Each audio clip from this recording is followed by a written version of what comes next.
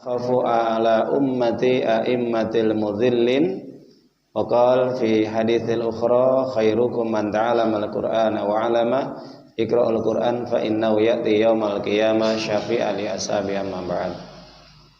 Alhamdulillah para jamaah, Bapak Ibu, saudara-saudaraku yang dimuliakan Allah Subhanahu wa taala.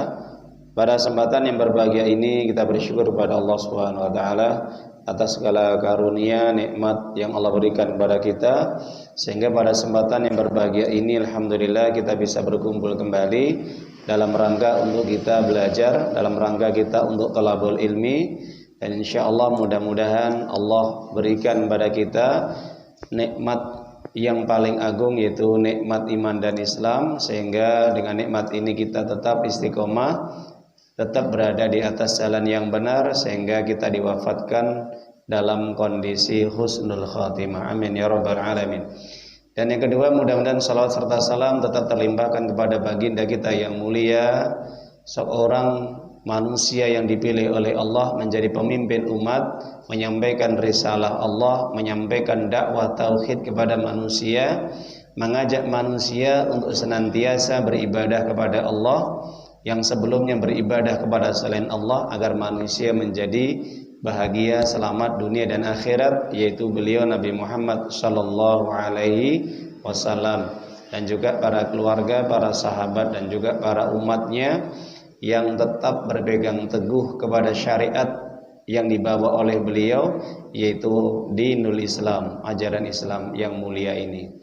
Para jamaah Bapak Ibu rahimani rahimakumullah azza wa jalla, alhamdulillah kita akan melanjutkan untuk kajian kita, apa yang menjadi pembahasan kita, yaitu di dalam kitab, kalau kita membuka ada kitab Bahjatun Nadirin Syarah Riyadhus Shalihin yang dikarang oleh Syekh Salim Id Al-Hilali, ataupun kalau kita juga membaca di dalam kitab yaitu yang dikarang oleh Syekh Muhammad bin Shalih Al-Utsaimin rahimallahu azza wa jalla di dalam kitab Syarah Riyadhus Shalihin, yang dimana di dalam kitab itu terdapat kumpulan-kumpulan hadis yang dimana sebelumnya dicatat oleh seorang ulama besar, yaitu Asy-Syarif Imam An-Nawawi rahimallahu azza wa jalla, yang bermadzhab kepada Imam Asy-Syafi'i atau Muhammad bin Idris Asy-Syafi'i rahimallahu azza wa jalla.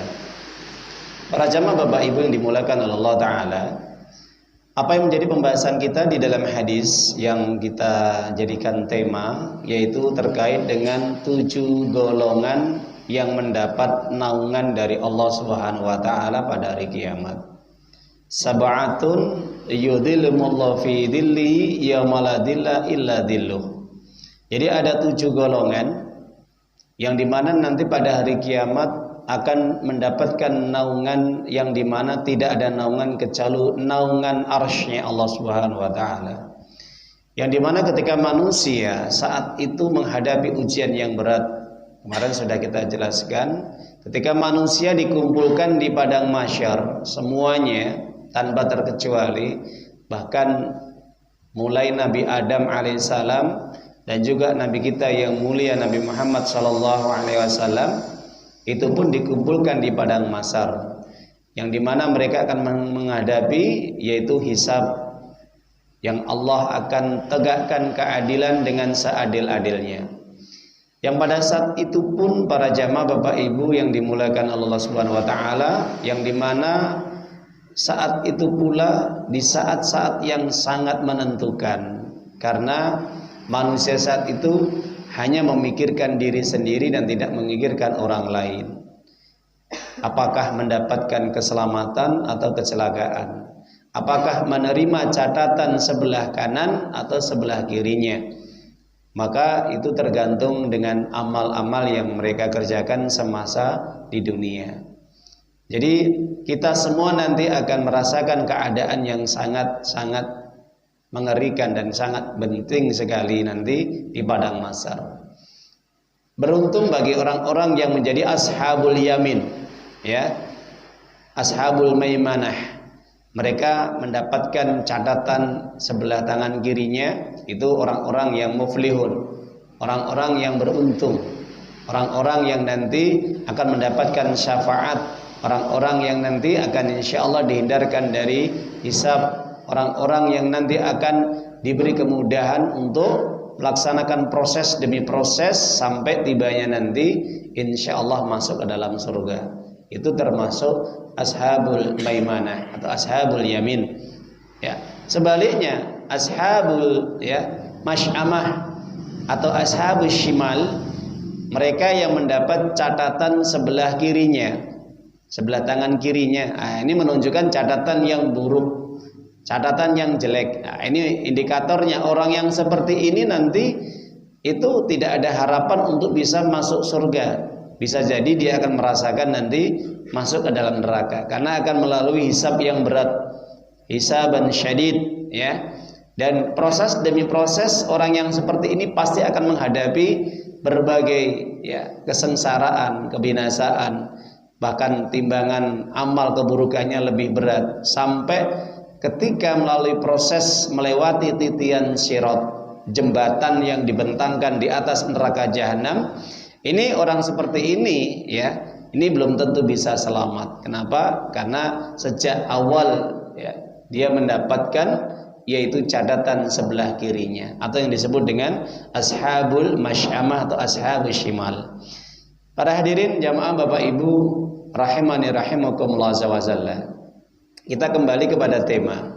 Ketika di padang mahsyar orang merasakan begitu panasnya yang luar biasa, yang di saat itu tudna syamsu ala ra'sihi minal khalqi atau minal khalaik. Matahari didekatkan di atas kepala mereka yang begitu dekat, ala qadri mil, yang dimana jaraknya kurang lebih 1 mil, yang mereka sehingga menyebabkan setiap manusia ini berkeringat, keringat yang luar biasa keluar dari tubuh mereka. Ada yang membasahi keringatnya sampai telapak kakinya, kedua telapak kakinya, lututnya, pahanya, pusarnya perutnya, sampai dadanya, leher, hingga ada yang tenggelam dengan keringatnya.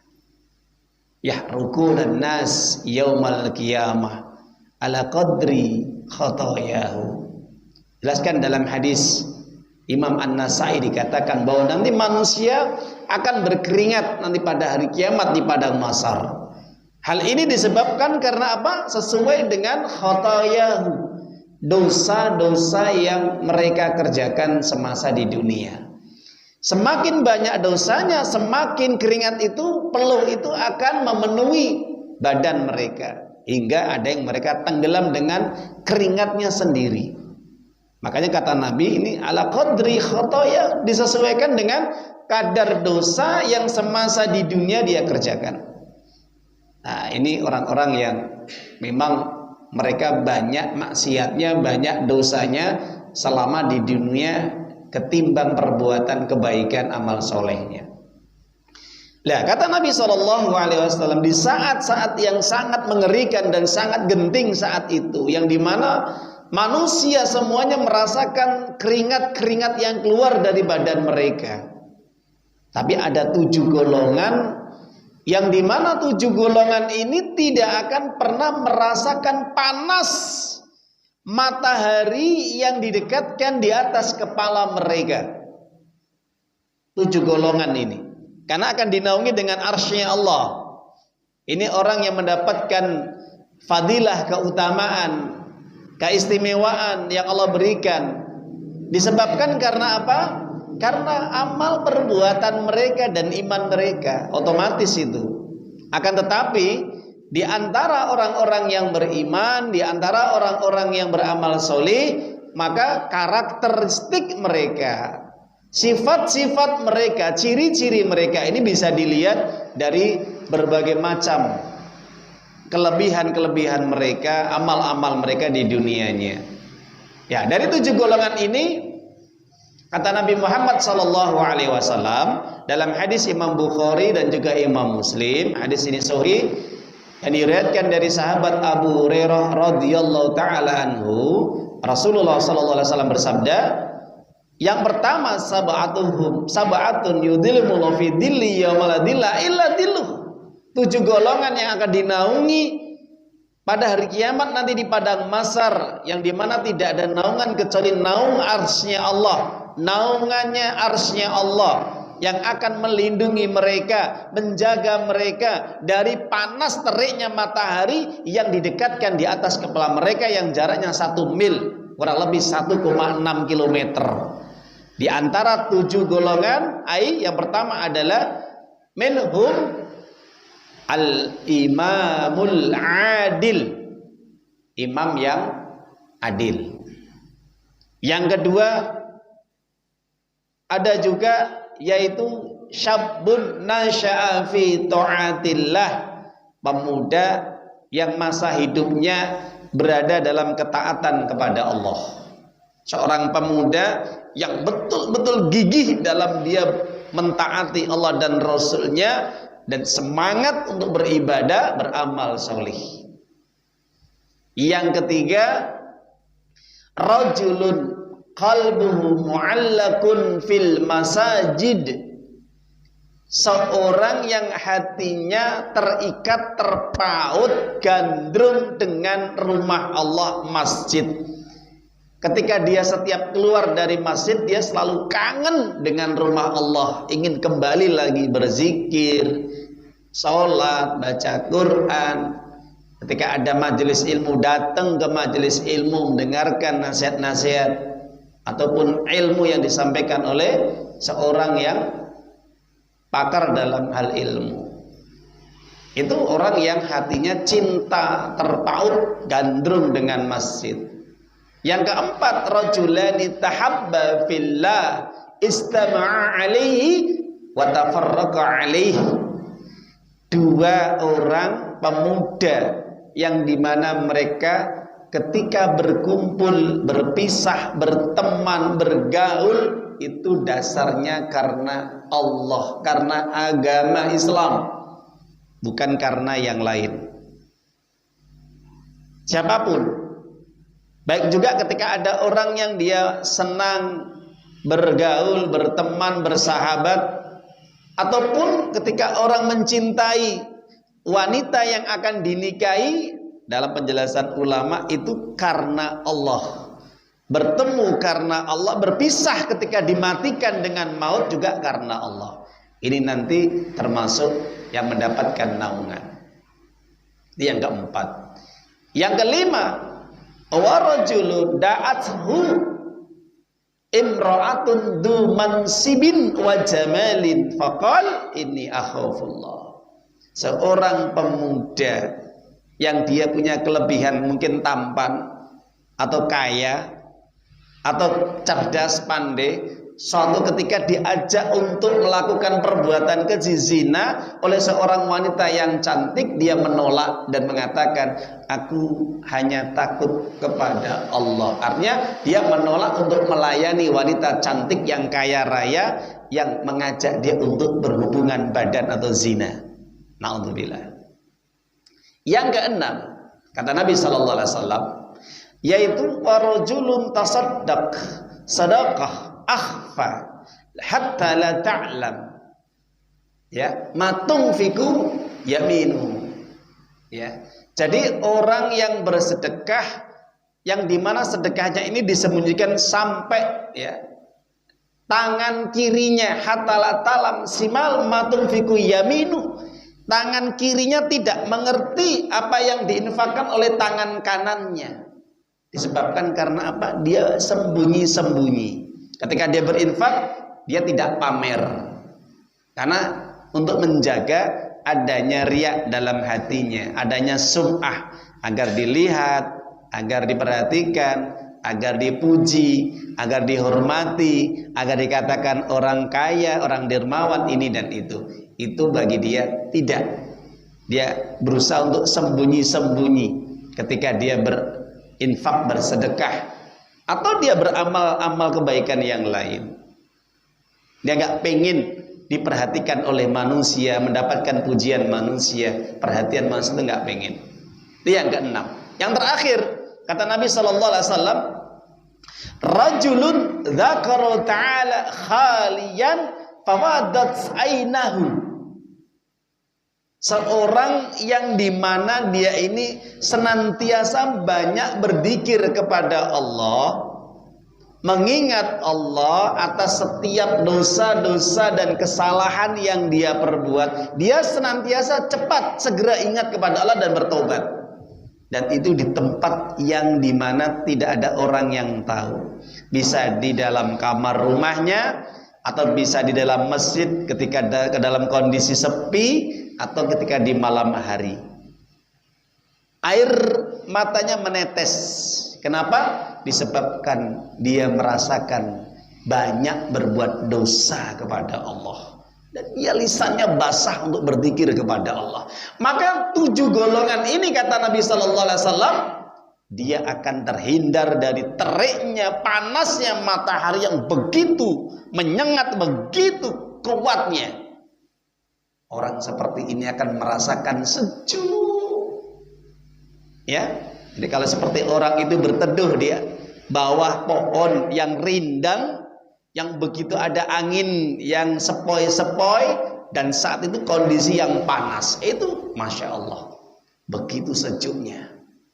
Tidak merasakan panas, Bapak Ibu para jamaah. Masya Allah ya. Ini 7 golongan. Baik. Yang pertama kata Nabi Sallallahu Alaihi Wasallam, yaitu mereka yang mendapatkan naungan arsy-Nya Allah. Sebagian ulama mengatakan naungan itu bisa berupa awan atau yang lainnya, atau mungkin ibarat mungkin seperti payung yang menutupi panas dan mungkin hujan. Wallahu bishawab. Seperti apa naungannya hanya Allah yang tahu. Tapi Nabi menyebutkan naung arsy-Nya Allah. Itu semuanya adalah kekuasaan Allah, hanya Allah yang berkehendak dan mengetahui. Yang pertama adalah al-imamul adil, imam yang adil para jamaah Bapak Ibu. Imam yang adil. Imam yang adil ini imam yang bagaimana?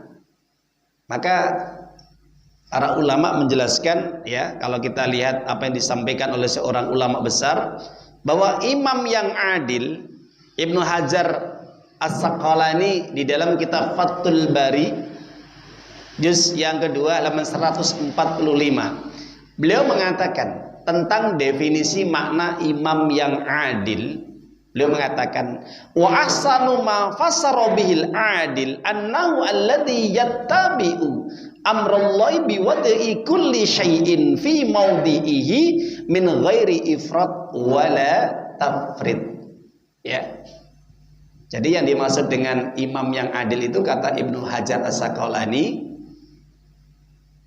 di dalam kitab Fathul Bari juz yang kedua halaman 145, beliau mengatakan bahwa tidak ada penafsiran yang ditujukan kepada hadis Nabi di atas terkait dengan imam yang adil adalah imam yang senantiasa mengikuti perintah Allah, mengikuti aturan hukum Allah, dan ketika dia memutuskan persoalan kepada manusia, dia meletakkan dengan seadil-adilnya, tidak berlebihan dan tidak menguranginya.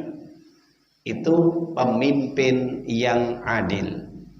Jadi para jamaah Bapak Ibu, pemimpin yang adil itu adalah yang senantiasa mengikuti perintah Allah, aturan Allah, keputusan hukum yang Allah tentukan di dalam Al-Quran, itu dijalankan dengan sebaik-baiknya. Itu pemimpin yang adil.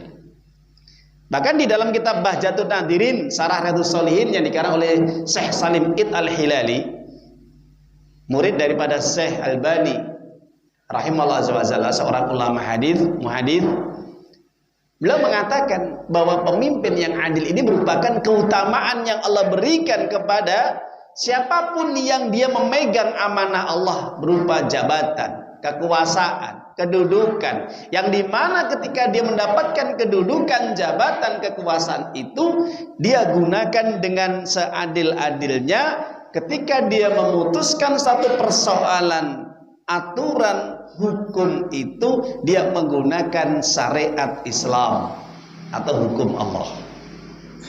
Itu yang disebut dengan pemimpin yang adil. Ingat ya, ini definisi para ulama ini.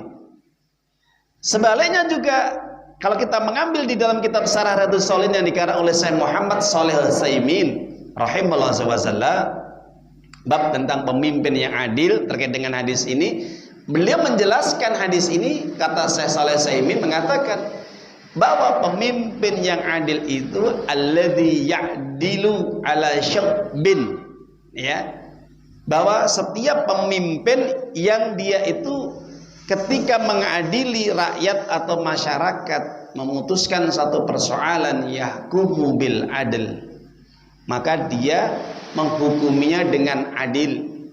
Dengan apa? Bi kitabillah, dengan kitab Allah, dengan Al-Qur'an. Fahuwa adil, ini yang disebut dengan adil. Ini yang disebut dengan adil. Tapi sebaliknya ketika manusia tidak memutuskan satu persoalan, mengatur rakyat atau masyarakatnya dengan kitab Allah, kitabullah, dengan Al-Quran ataupun sunnah Nabi, dengan perintah-perintah Allah, aturan-aturan Allah, falaysa bil adli, maka ini bukan pemimpin yang adil dan tidak bisa adil. Tidak bisa adil. Jadi pemimpin manapun kalau dia ini meninggalkan aturan hukum Allah, tidak mau mengikuti perintah Allah di dalam Al-Quran, kata Syekh Shalih Al-Utsaimin, ini bukan pemimpin yang adil. Ini bukan pemimpin yang adil, bal huwa kufrun, tapi pemimpin yang kufur kepada Allah, karena dia telah mengkhianati amanah yang Allah berikan kepadanya. Mana dalilnya? Bisa dibuka di dalam surat An-Nahl, surat yang ke-16 ayat 90. Allah SWT menjelaskan, innallaha ya'muru bil adli wal ihsan. Sesungguhnya Allah memerintahkan kepada setiap manusia untuk berbuat adil dan berbuat baik kepada manusia. Ini perintah ya. Keadilan ini perintah dari Allah.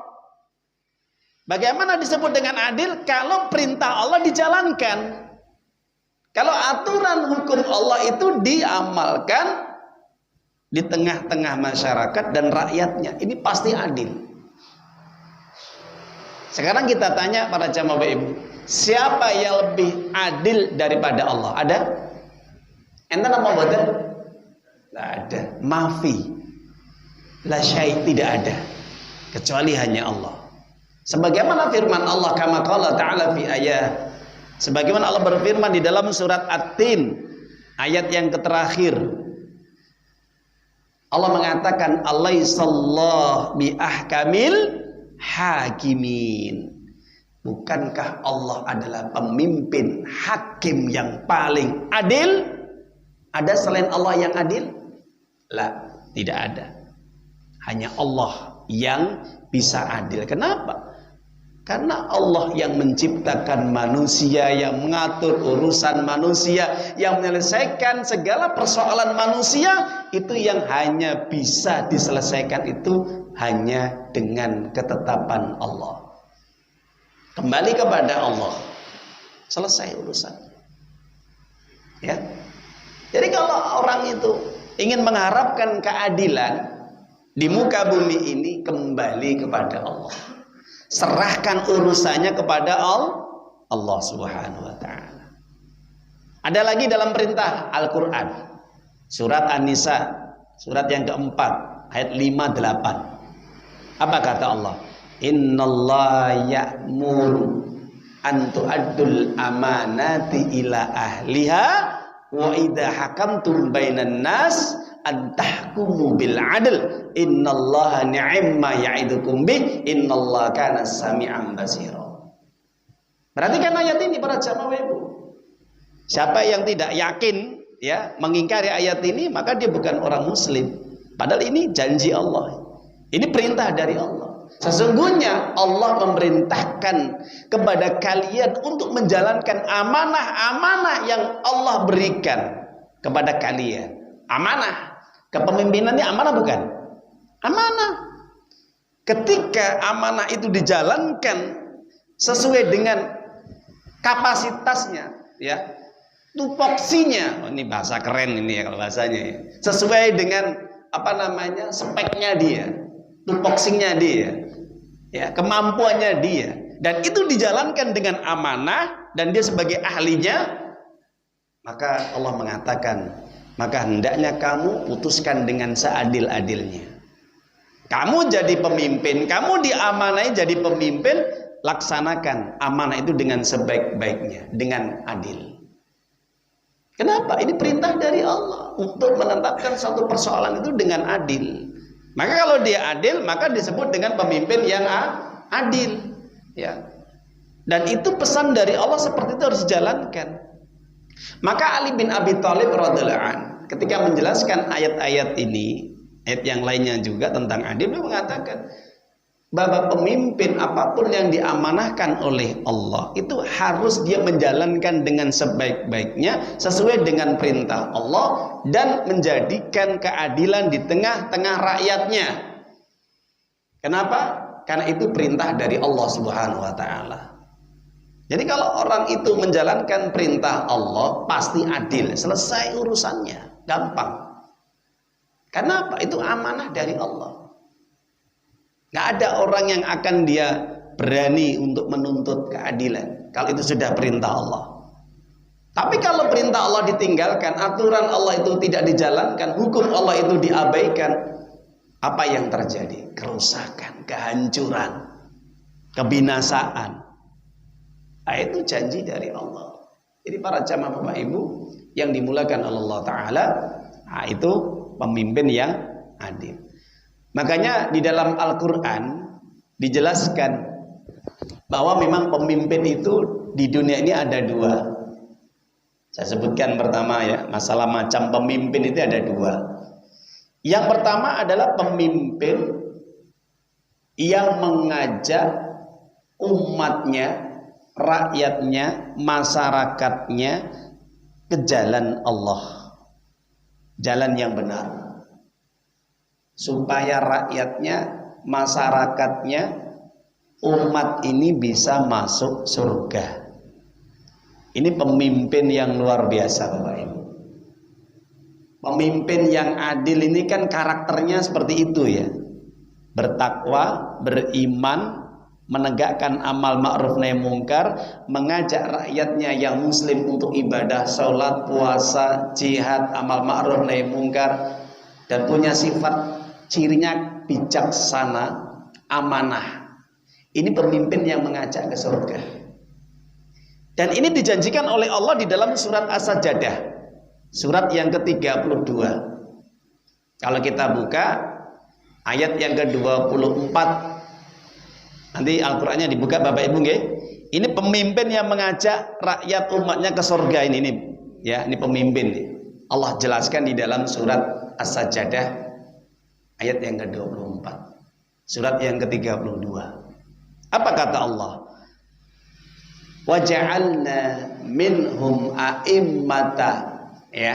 Katakan oleh Allah sendiri, kami jadikan di antara mereka itu pemimpin, a'immah. Imam, jamaknya dari imam, a'immah, yahduna bi amrina lamma sabaru wa kanu bi ayatina yuqinun. Perhatikan ayat ini. Ketika Allah menjadikan di antara manusia, di tengah-tengah manusia ada pemimpin yang baik, pemimpin yang adil, yang dimana karakter ciri pemimpin yang adil ini yahduna bi amrina lamma sabaru. Mereka mengajak rakyatnya atas perintahku, kata Allah. Ingat. Jadi rakyatnya itu diajak oleh pemimpinnya untuk mentaati Allah, untuk mentauhidkan Allah, untuk beribadah kepada Allah dan meninggalkan semua kemungkaran dan maksiat. Lama sabar. Dan pemimpin itu tetap sabar. Ketika mengajak itu sabar. Jadi harapannya supaya rakyatnya, masyarakatnya itu masuk surga. Kalau pemimpinnya sabar, dia terus berdakwah, mengajak, umatnya untuk masuk surga. Makanya kata Allah, wa kanu bi ayatina yuqinun. Dan mereka yakin dengan ayat-ayat kami, kata Allah. Apa? Janji yang Allah berikan kalau mentaati Allah, jaminannya apa? Surga. Pemimpin ngajak rakyatnya, umatnya masuk surga. Nah, ini pemimpin yang baik, pemimpin yang ideal, pemimpin yang adil. Ini macam pertama, ya. Al-Quran ini. Jadi ada di dalam Al-Quran ini yang dimana digambarkan oleh Allah pemimpin yang mengajak ke surga. Masya Allah. Jadi kita nanti bisa menilai lah, bisa merasakan kalau ada pemimpin yang mengajak umat rakyatnya untuk mentaati Allah, untuk beribadah kepada Allah, mentauhidkan Allah, dan meninggalkan berbagai bentuk kemaksiatan, dosa, bahkan kesyirikan atau bid'ah-bid'ah. Itu namanya pemimpin yang baik, pemimpin yang soleh, pemimpin yang adil. Ada nggak Ustaz pemimpin itu? Banyak. Kalau kita lihat bagaimana kisah-kisah ya pada zaman para sahabat Nabi, ya terutama Nabi SAW itu pemimpin yang luar biasa. Turun kepada sahabat yang lain, Abu Bakar, Umar, Utsman, Ali. Ini pemimpin yang adil nggak? Ini pemimpin yang adil semua ini. Khulafaur Rasyidin, 4 khalifah ini. Yang dimana di antara 4 khalifah itu ada satu kisah yang luar biasa. Siapa? Umar bin Khattab. Ini kita lihat, ya, kisah yang diabadikan oleh para ulama ketika menulis biografi Umar bin Khattab ini luar biasa ini. Pemimpin yang luar biasa, Masya Allah. Cara bagaimana memimpin rakyatnya itu luar biasa. Dia lebih mementingkan urusan rakyatnya daripada pribadinya, apa keluarganya, atau apalagi kelompoknya. Jadi mementingkan, mengutamakan rakyatnya, umatnya daripada kepentingan pribadi atau kepentingan keluarga. Contoh, ketika Umar bin Khattab ini, dia pernah menyampaikan kepada rakyatnya ketika jumpa pers, kalau orang sekarang jumpa pers di hadapan ya penduduk Madinah dan rakyatnya dan juga masyarakat kaum muslimin pada saat itu. Beliau mengatakan, demi Allah yang jiwaku ada di tangan Allah SWT, seandainya ada unta atau ada keledai yang terperosok gara-gara ada jalan yang berlubang di Irak. Oh, di Irak ini, padahal dia di Madinah, tapi ngomongnya untuk Irak. Maka yang pertama kali yang ditanya adalah Umar sebagai pemimpin kalian. Kalau ada jalan yang berlubang, ada binatang yang terperosok jatuh gara-gara jalan itu berlubang, entah itu unta, keledai atau yang lainnya, maka yang bertanggung jawab duluan siapa? Umar. Umar yang akan ditanya di hadapan Allah. Umar, kenapa kamu jadi pemimpin sampai ada binatang yang celaka gara-gara kamu? Kenapa? Kamu tidak tahu jalan itu berlubang, tidak kamu tembel, tidak kamu perbaiki, sehingga banyak mencelakakan orang. Ini binatang loh ya. Apalagi orang sampai celaka, jatuh gara-gara ada jalan berlubang. Itu yang pertama ditanya siapa? Pemimpin. Pemimpin, khalifah, presiden, itu akan ditanya dulu. Bukan RT RW atau Pak Lurah atau Pak Camat atau Pak Bupati, gubernur, itu nanti belakangan itu. Yang ditanya yang di pucuk pemerintahan dulu, yang paling atas itu. Kemudian Umar bin Khattab radhiyallahu anhu, khalifah yang kedua ini mengatakan, kullukum ra'in wa kullukum mas'ulun an ra'iyatihi wal imamu ra'in wa mas'ul an ra'iyatihi. Kalian setiap manusia adalah pemimpin dan akan dimintai pertanggungjawaban atas apa yang dia pimpin. Termasuk imam, pemimpin bagi rakyatnya, dia akan ditanya oleh Allah nanti, dimintai pertanggungjawaban atas apa yang dia mimpin dari rakyatnya. Hadis Imam Bukhari. Para jamaah Bapak Ibu dimulakan oleh Allah, ini pemimpin yang adil, pemimpin yang soleh, yang mengajak masuk surga. Yang kedua, Allah menyebutkan pemimpin yang tidak adil, pemimpin yang tidak baik, pemimpin yang tidak soleh, yang membiarkan umat rakyatnya itu dia berbuat maksiat, berbuat dosa, melanggar aturan-aturan Allah itu dibiarkan. Bahkan dia memanfaatkan kekuasaannya untuk mendolimi rakyatnya, untuk menganiaya rakyat atau umatnya ataupun masyarakatnya, mengambil haknya. Dan masih banyak lagi. Ini pemimpin yang dolim, pemimpin yang otoriter, pemimpin yang oligarki, lebih mementingkan kelompoknya, pribadinya, keluarganya daripada masyarakat rakyat yang dipimpinnya. Ini model seperti ini pemimpin yang mengajak masuk neraka. Di mana Ustaz ayatnya? Kita buka di dalam surat Al-Qasas. Surat yang ke-28. Allah Subhanahu wa taala menjelaskan di dalam ayat ini, ayat yang ke-41. Surat 28 ayat 41. Ini model macam pemimpin yang mengajak rakyatnya masuk neraka. Apa kata Allah Subhanahu wa taala? Wa ja'alnahum a'immatan yad'una ilan nar wa yaumal qiyamah la yunsarun. Kami jadikan di tengah-tengah manusia seorang pemimpin yang dimana pemimpin itu ketika dia mendapatkan amanah, mendapatkan jabatan, maka ternyata diselewengkan amanah tadi, jabatan tadi. Sehingga apa? Pemimpin ini mengajak rakyatnya, masyarakatnya masuk ke dalam neraka. Dan mereka semuanya tidak akan ditolong nanti pada hari kiamat oleh Allah. Baik pemimpinnya ataupun rakyatnya tidak akan ditolong. Kenapa? Karena sama-sama mengikuti pemimpin yang dolim, pemimpin yang dia ini tidak mau taat patuh kepada Allah, tidak mengikuti perintah Allah, mengabaikan aturan-aturan hukum Allah, lebih menggunakan hawa nafsu dan akalnya. Naudzubillah min dzalik. Contohnya siapa? Raja Namrud pada zaman Nabi Ibrahim alaihissalam, Raja Fir'aun pada zaman Nabi Musa alaihissalam, dan termasuk Abu Lahab, Abu Jahal pada zaman Nabi kita yang mulia Muhammad sallallahu alaihi wasallam.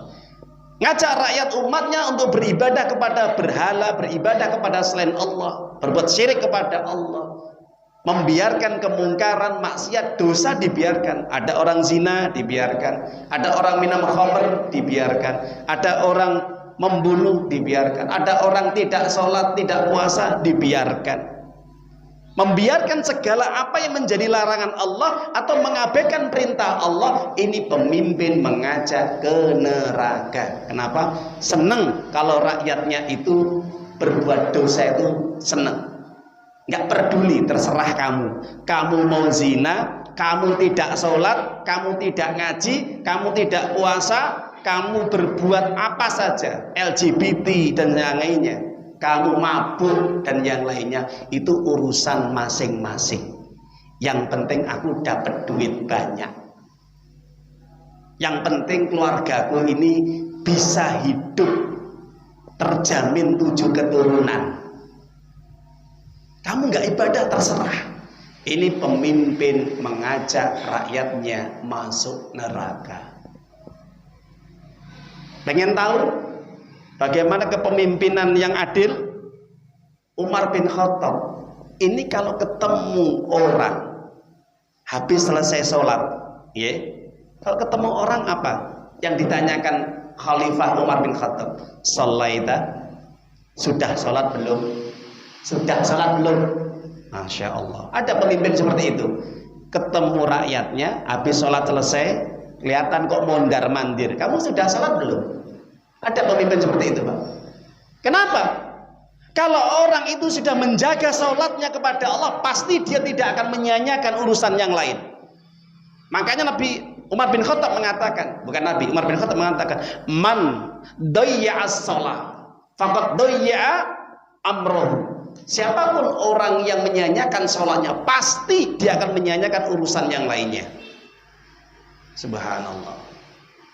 Adzan dulu, nanti kita lanjutkan. Para jamaah Bapak Ibu ini rahmati Allah Subhanahu wa taala. Itu dua model macam pemimpin yang berbeda yang disebutkan di dalam Al-Qur'an. Yang satu pemimpin yang mengajak ke surga, yang dimana dia ini mengajak umatnya, rakyatnya untuk senantiasa ibadah, beriman, mentauhidkan Allah, menjalankan semua perintah-perintah Allah dan menjauhi larangan Allah. Dan dia juga berbuat adil dan bijak terhadap rakyatnya, tidak berbuat dolim, tidak berbuat aniaya, senantiasa lebih mementingkan rakyatnya daripada kepentingan pribadi dan juga keluarga ataupun kelompok golongannya atau mungkin partainya orang sekarang. Ini pemimpin yang mengajak ke surga. Dia tidak ingin supaya rakyatnya itu terjerumus dalam lembah neraka nanti. Makanya dia berusaha untuk mengingatkan, mengajak terus kepada rakyatnya untuk ibadah, taat kepada Allah dan Rasulnya. Yang kedua macam adalah pemimpin yang mengajak rakyatnya masuk neraka. Ini model-model pemimpin yang diktator, pemimpin yang otoriter, pemimpin yang dolim, yang dimana membiarkan rakyatnya, umatnya ini melakukan berbagai bentuk kemaksiatan dan dosa ini dibiarkan. Ketika rakyatnya, umatnya tidak ibadah kepada Allah, ini juga dibiarkan. Dan dia tidak punya rasa dalam hatinya kasihan terhadap rakyatnya. Ketika rakyatnya ini tidak ibadah atau berbuat maksiat, ini tidak diingatkan. Maka ini adalah pemimpin yang dimana membiarkan rakyatnya masuk neraka. Maka para jamaah Bapak Ibu, Nabi SAW sampai-sampai mengkhawatirkan nanti akan datang akhir zaman yang akan ditakutkan oleh Nabi, munculnya pemimpin-pemimpin yang menyesatkan. Di dalam hadis Abu Daud dan Imam Tirmizi, hadis ini sahih, riwayat dari sahabat Sauban radhiyallahu anhu ini pernah menjelaskan, Nabi SAW pernah bersabda, innama akhafu ala ummati a'immatil mudillin. Sesungguhnya yang aku khawatirkan menimpa umatku nanti pada hari kiamat, munculnya pemimpin-pemimpin yang menyesatkan, yang dimana dia tidak memiliki keimanan yang benar, tidak mengajak ibadah, taat kepada Allah dan Rasulnya, membiarkan berbagai kemungkaran dan maksiat dan perbuatan-perbuatan dosa lainnya. Bahkan dia meninggalkan kitab Allah, tidak mengatur rakyatnya dengan kitab Allah, ya aturan-aturan hukum Allah, ditinggalkan Al-Quran itu. Ini pemimpin yang menyesatkan. Bahkan kata Nabi, ketika pemimpin ini sudah muncul seperti ini, lebih bahaya daripada Dajjal. Jadi sebelum munculnya Dajjal ini, kita rasakan hari ini fase yang keempat. Kata Nabi SAW dalam kitab Musnad Imam Ahmad, ini fase yang keempat. Kita hidup di fase yang keempat, zaman yang dimana dipimpin oleh pemimpin yang otoriter, Mulkan Jabriyah, pemimpin yang bengis, pemimpin yang kejam, yang dia menggunakan cambuknya, kekuatannya untuk memukul siapapun yang tidak sependapat dengan dirinya, dimanapun, di setiap negara. Lah, ketika ini muncul, Nabi mengatakan, lageru Dajjal, akan muncul pemimpin yang aku khawatirkan selain Dajjal itu, dimana itu lebih berbahaya daripada munculnya Dajjal.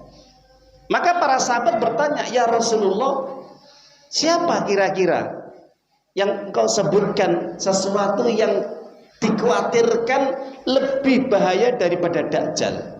Sebelum muncul Dajjal ya, yang dia akan menimbulkan fitnah nanti, menimbulkan fitnah, kekacauan, yang dia mengaku Tuhan supaya orang menyembah dirinya.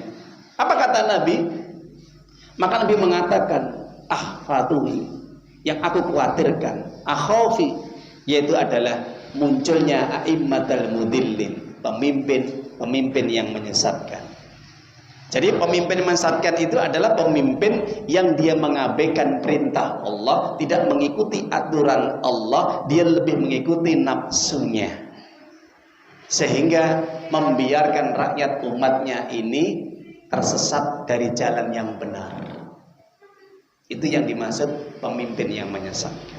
Para jamaah Bapak Ibu, pemimpin yang seperti ini tidak akan dinaungi sama Allah, dihindarkan dari naungannya Allah. Beda dengan pemimpin yang adil, mereka akan mendapatkan naungan Allah dan tidak akan merasakan panasnya. Para jamaah Bapak Ibu yang dimuliakan oleh Allah, inilah gambaran bagaimana terkait dengan pemimpin yang adil. Jadi pemimpin yang adil itu insya Allah mendapatkan syafaat dari Allah, yaitu mendapatkan pertolongan, akan mendapatkan naungan nanti pada hari kiamat, yang dimana ketika manusia merasakan panasnya, maka di antara orang-orang yang istimewa dari 7 golongan ini adalah pemimpin yang adil. Pemimpin yang adil, meskipun tidak terbatas dari 7 golongan, tapi banyak golongan insya Allah. Begitu para jamaah Bapak Ibu yang dimuliakan oleh Allah Ta'ala. Sebelum kita tutup, ya, ada pertanyaan yang harus kita jawab, ya. Ustadz, ya, bagaimana dengan datangnya bulan Asyura atau bulan Muharram, yang dimana sebagian masyarakat meyakini kalau datangnya bulan Syura ini bulan yang keramat atau bulan yang mistis, ya. Maka terkait dengan bulan Syura, bulan Muharram, kalau Islam itu bulan Muharram, kalau orang Jawa bulan Syura, itu di satu sisi ada keutamaan, di satu sisi juga bulan Syura itu ada sesuatu yang mengandung larangan.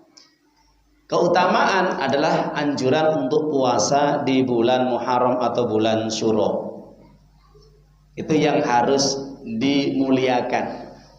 Kalau bahasa Jawa itu dikeramatkan, disakralkan, ya, dimuliakan kalaunya. Dimuliakan. Bulan Muharram mulia. Bulan Muharram mulia. Iya, sebagaimana bulan Dzulhijjah dan bulan Ramadan.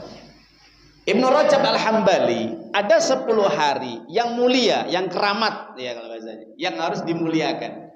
Yaitu 10 hari terakhir di bulan Ramadan, 10 hari awal di bulan Dzulhijjah, dan 10 hari awal di bulan Muharram. Ini hari-hari mulia. Ibnu Rajab Al-Hambali di dalam kitab Lataif Al-Ma'arif, ya. Itu 10 hari yang mulia. 10 hari terakhir bulan Ramadan, 10 hari di bulan Dzulhijjah pertama, dan 10 hari pertama di bulan Muharram.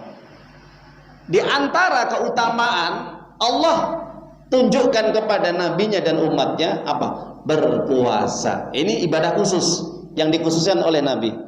Berpuasa 2 hari di bulan Muharram atau Syura. Jelaskan dalam hadis Imam Muslim dikatakan dari Qatadah, Su'ila Rasulullah SAW an yaumin shaumi Arafah qala ikabiru sanamati al-qabilah. Nabi pernah ditanya puasa 1 hari pada bulan Arafah, pada bulan Dzulhijjah, hari Arafah. Ketika orang ibadah haji Arafah, di wukuf Arafah, maka disunahkan untuk berpuasa. Nah, di situ bisa menghapus dosa 2 tahun yang telah lalu dan yang akan datang. Ini kalau 1 hari puasa 10, tanggal 10 bulan Muharram, bulan Dzulhijjah. Ditanya lagi, su'ila an yaumin shaumi Asyura, ditanya 1 hari puasa di bulan Asyura atau bulan Muharram. Qala Nabi mengatakan yukaffiru sana al-madiyah, bisa menghapus dosa yang telah lalu. Ini keutamaan. Adapun larangannya di bulan Muharram adalah tidak boleh berperang atau berbuat maksiat atau berbuat dosa atau membuat kerusakan. Itu larangan. Ya. Itu dalilnya nanti bisa dibuka di dalam surat At-Taubah ayat 36 surat 9. Inna idatasyuri isna asara syahran fi kitabillahi ma khalaqas samawati wal ard min arba'atin hurum. Ketika Allah menciptakan 12 bulan. Di antara 12 bulan itu ada bulan-bulan yang dimuliakan, disakralkan. Kalau bahasa Jawa dikeramatkan sama Allah. Ya, 4 bulan itu. Ada 4 bulan. Apa? Bulan Rajab, ada bulan Muharram, ada bulan Dzulqa'dah dan bulan Dzulhijjah. Ingat-ingat.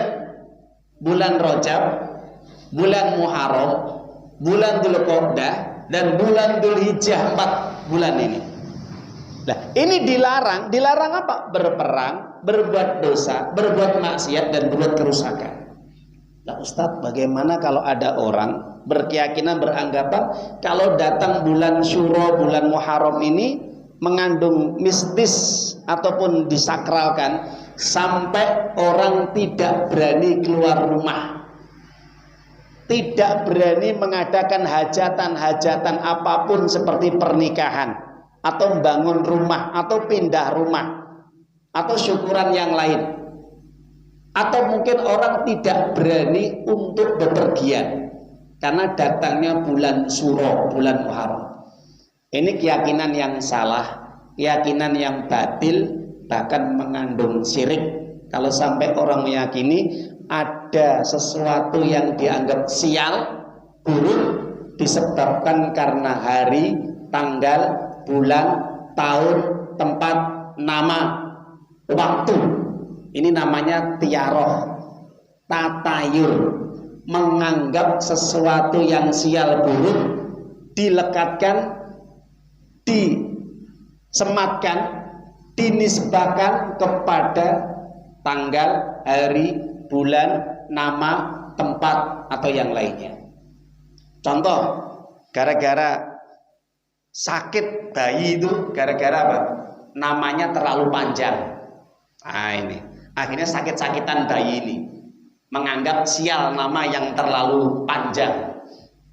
Atau menganggap dengan datangnya bulan Syuro Muharram itu datangnya sial. Kalau sampai pada malam 1 Syuro mengadakan hajatan manten, pindah rumah, keluar rumah, menganggap sial, mendapatkan bencana atau musibah.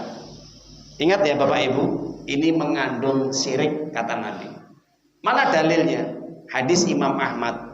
Rasulullah SAW bersabda, "Man rodat hutiyaratu an hajatin faqad asroka."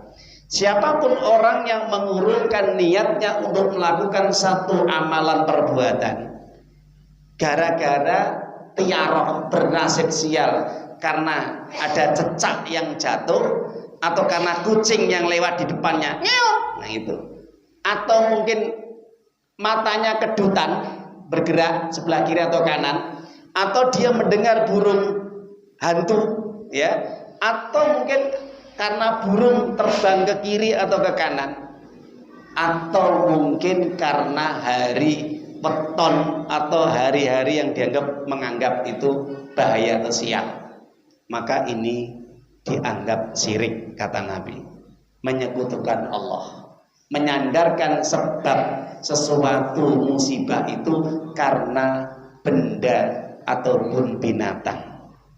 Padahal Islam itu mengajarkan apa? Tawakal, berserah diri hanya kepada Allah Subhanahu wa taala. Itu orang muslim ya Bapak Ibu.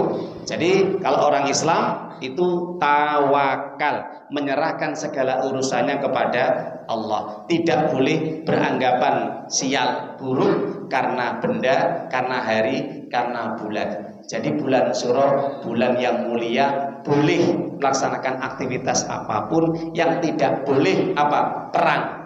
Tidak boleh bermusuhan, tidak boleh saling membenci, saling mendengki, dan saling menghina. Ini yang nggak boleh. Karena apa? Dosanya lebih besar daripada bulan-bulan yang lain. Semoga bermanfaat apa yang kita jawab dari pertanyaan ini. Semoga kita menjadi orang muslim yang yakin dengan apa yang diputuskan oleh Allah. Kita tutup dengan bacaan hamdalah, alhamdulillahirabbil alamin, subhanaka allahumma wa bihamdika, asyhadu an la ilaha illa anta, astaghfiruka wa atubu ilaik. Assalamualaikum warahmatullahi wabarakatuh.